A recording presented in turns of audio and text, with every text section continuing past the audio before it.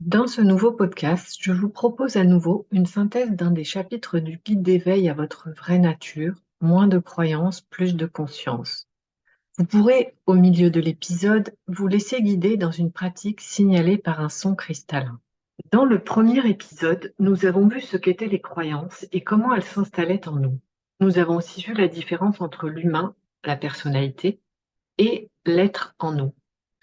Les différents exemples cités ont montré que notre personnalité ou ego était la somme de toutes nos croyances, conscientes ou non. Nos programmations, c'est-à-dire nos croyances, se manifestent en nous à notre insu, de manière automatique, comme des logiciels d'un ordinateur qui s'exécutent par défaut. La solution serait de les examiner une à une, c'est-à-dire de se remettre en question en permanence pour supprimer celles qui ne nous correspondent pas. Car en effet, certaines croyances nous aident et d'autres nous freinent. Par exemple, si je pense que je suis nulle à l'école, je vais avoir de la difficulté à passer le bac ou à réussir mes études. Ou encore, si conduire une voiture me semble facile, je vais réussir facilement à passer mon permis de conduire, par exemple. Nous pouvons voir ici que la nature de nos croyances est déterminante dans notre faculté à concrétiser ou non des expériences. Les croyances sont dans le meilleur des cas un cadre, une structure pour vivre ce qui nous tient à cœur. Elles peuvent être la première étape de la matérialisation de nos aspirations sans pour autant être indispensables. Dans le pire des cas, elles peuvent créer toutes sortes de blocages et de conflits intérieurs. Le problème est en effet que nous avons tous reçu des croyances limitantes que nous ne connaissons pas et qui nous empêchent de nous épanouir. Par exemple, nous apprenons tous que nous sommes notre corps et notre personnalité, limités, vulnérables et éphémères, mais nous ignorons que nous sommes avant tout un être illimité, infini et souverain. L'être que nous sommes nous guide à chaque instant à la manière d'un GPS intégré. Il nous montre la voie en permanence. Alors comment le découvrir? Comment recevoir ces informations et se laisser guider? C'est là qu'interviennent l'adversité, les défis ou les épreuves. Le rôle de l'adversité pour la personnalité est de pouvoir la dépasser. Quand la personnalité rencontre un blocage, une problématique ou une limite, elle est poussée à découvrir cette limite pour sortir de son emprise. L'adversité est un signal et une invitation à se libérer d'une entrave. Par exemple, tant que nous ne sommes pas malades, nous ne cherchons pas la cause du problème, ni à changer nos pensées ou notre hygiène de vie, par exemple. La maladie nous oblige donc à changer de perspective. Le lien entre les problèmes que nous rencontrons et nos croyances limitantes est assez facile à établir. Cependant, comment identifier ces croyances qui nous limitent? À chaque fois que nous sommes face à un obstacle ou une problématique, une situation, une perception qui nous fait souffrir, c'est l'expression d'une croyance limitante. Nos croyances limitantes viennent des influences familiales, culturelles, sociales ou religieuses. Elles viennent aussi de nos propres interprétations de nos expériences. Dans notre enfance, nous vivons tous des blessures interprétées ou réelles, alors que nous n'avons aucun discernement, aucun recul. Et ces blessures, elles donnent naissance à nos croyances. Par exemple, mon père préfère ma sœur. Je ne suis pas digne d'être aimée. Ma mère travaille et elle ne peut me donner l'attention dont j'ai besoin. Le travail, c'est plus important que moi. Je ne mérite pas d'être aimée. Une fois adultes, ces blessures continuent à être actives à notre insu. À chaque fois que nous rencontrons un problème ou un obstacle qui nous fait réagir ou souffrir, c'est qu'une blessure nous contrôle. Nous nous sentons trahis, rejetés, humiliés, par exemple. La croyance «je ne mérite pas d'être aimé» se manifeste à notre insu sous forme de limitation. Tant que nous n'avons pas fait la lumière sur nos blessures, ce sont elles qui nous gouvernent, encore à l'âge adulte. Il existe 5 principales blessures de la personnalité qui nous coupent de l'être que nous sommes. Ce sont l'abandon, le rejet, la trahison, l'injustice et l'humiliation. Êtes-vous prêt à découvrir les vôtres? Avant cela, faisons une pause.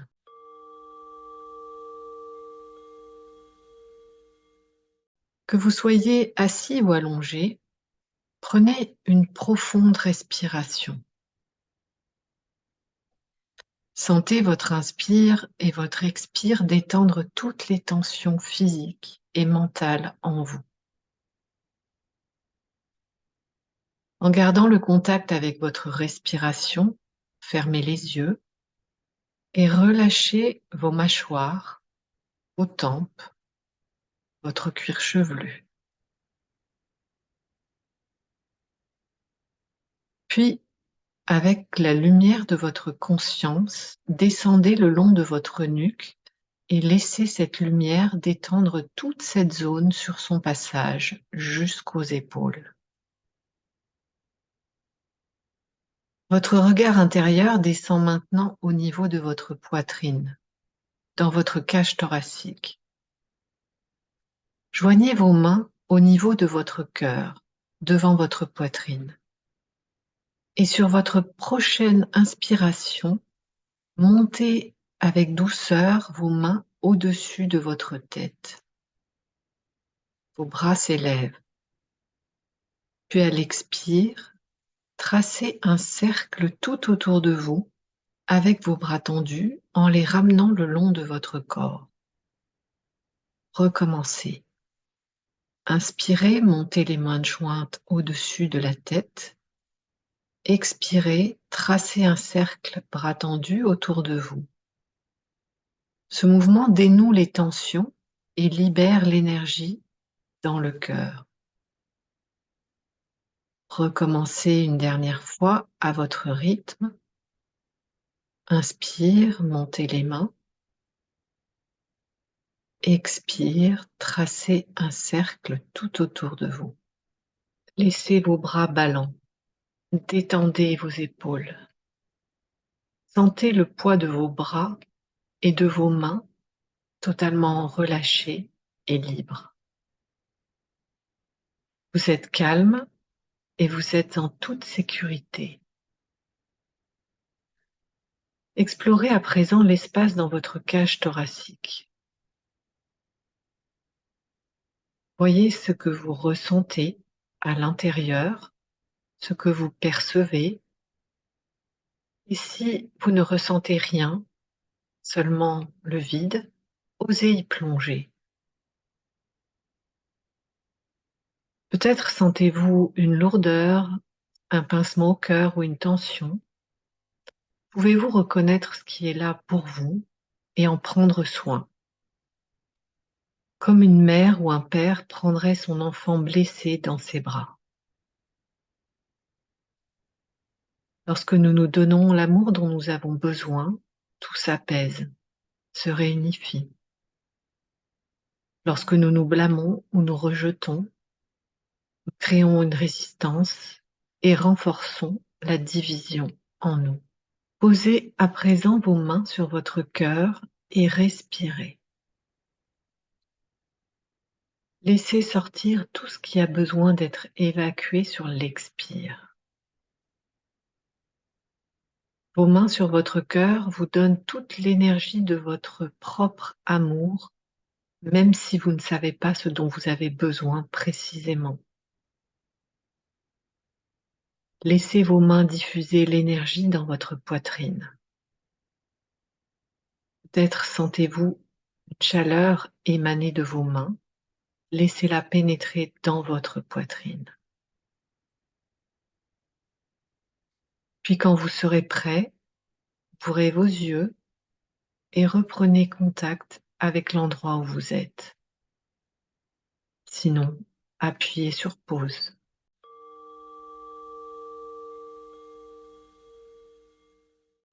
À présent, voyons concrètement comment agissent vos blessures en vous et comment les apaiser.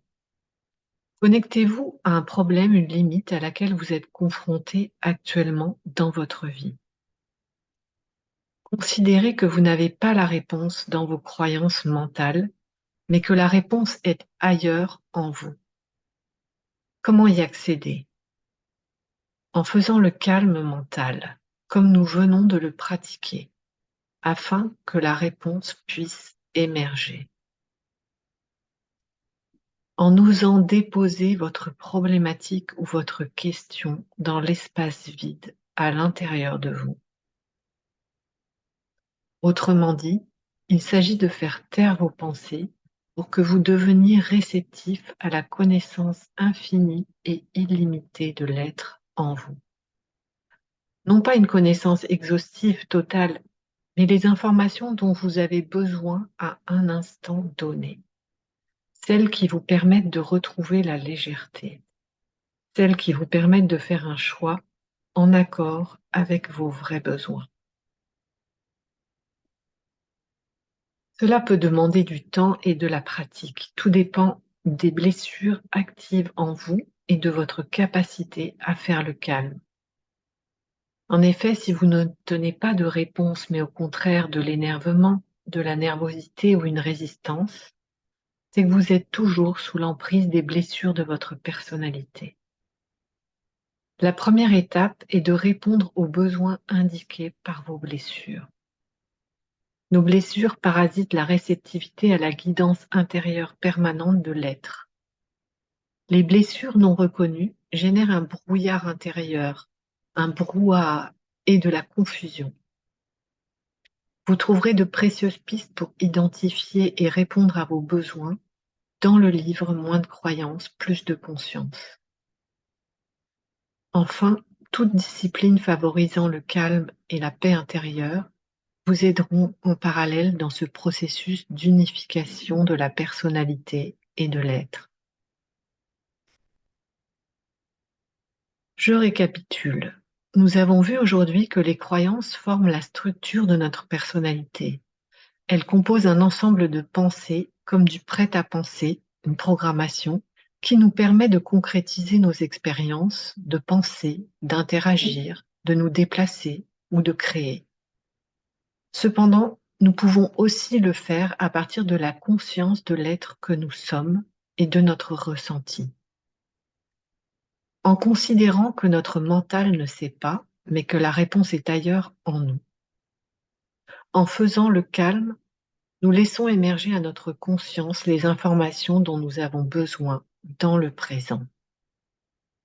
En parallèle, prendre soin des blessures qui nous gouvernent facilitera et accélérera l'accessibilité à notre guidance intérieure constante. Pour certains d'entre nous, c'est la priorité avant de pouvoir la découvrir.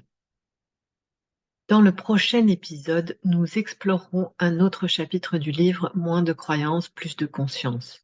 Nous verrons ce que sont nos émotions et leur rôle afin qu'elles deviennent nos alliés au quotidien. Si vous souhaitez être averti de la publication, abonnez-vous à la chaîne et ses notifications. En attendant, vous pouvez réécouter ce podcast autant de fois qu'il vous plaira. À bientôt et bonne pratique.